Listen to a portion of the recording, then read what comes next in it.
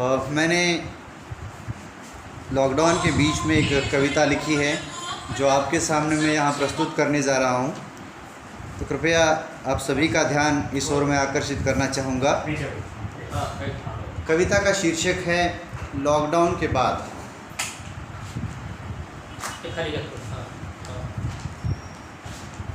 19 मार्च के बाद आज 25 जून। 19 मार्च के बाद आज 25 जून आखिरकार हम कॉलेज और पुस्तकालय जा सके। आखिरकार हम कॉलेज और पुस्तकालय जा सके। उफ़, कितना लंबा समय बंद कमरों में बिताते रहे, डर के साए और मौत के अंदेशों में। आज मुक्त होने का कुछ अनुभव कर रहा था। आज मुक्त होने का कुछ अनुभव कर रहा था। लॉकडाउन ने मानो सभी को बंधक बना दिया था। नव तकनीकी के दौर में रह रह कर याद आ रही थी पुस्तकें।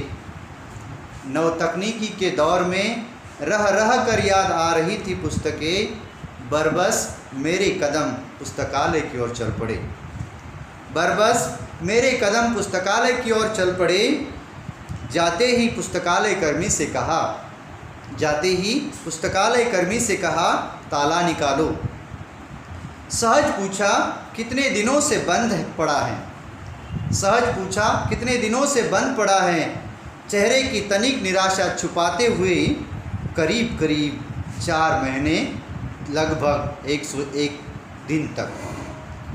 करीने से सजी हुई पुस्तकें गुमसुम सी थी। अलमारियों में सजी हुई पुस्तकें गुमसुम सी थी। मानो खामोशी कह रही थी, इन पर क्या बीती है। खामोशी कह रही थी, इन पर क्या बीती है। एक ने प्रश्न किया, कौन आया है यहाँ, कौन आया है यहाँ। समझते नहीं हम लॉकडाउन में हैं। समझते नहीं हम लॉकडाउन में हैं। पैरों की आहट ने खामोशी को तोड़ा।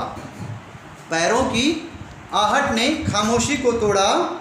धूल मकड़ियों के जाले, मध्यम सी गंध साफ सुथरा कर पहुँचे अंदर। पैरों की आहट ने खामोशी को तोड़ा। धूल मकड़ियों के जाले, मध्यम सी गंध साफ सुथरा कर पहुँचे अंदर।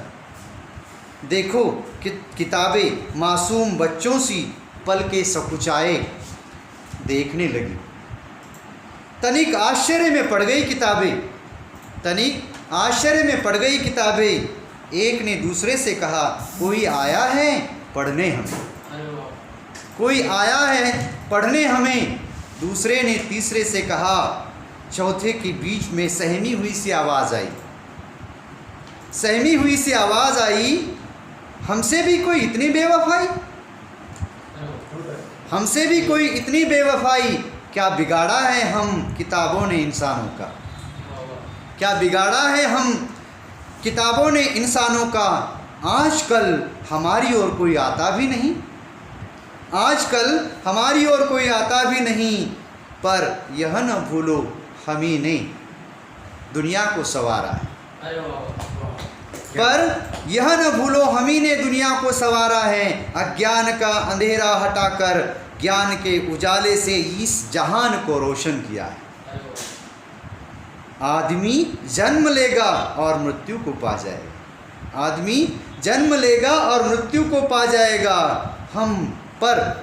हम किताबें पीढ़ी दर पीढ़ी। ज्ञान जीवन जीने का सलीका। धर्म, संस्कृति, समाज, देश सभी को संभाल के रखा है। लॉकडाउन के पहले भी, लॉकडाउन के बाद।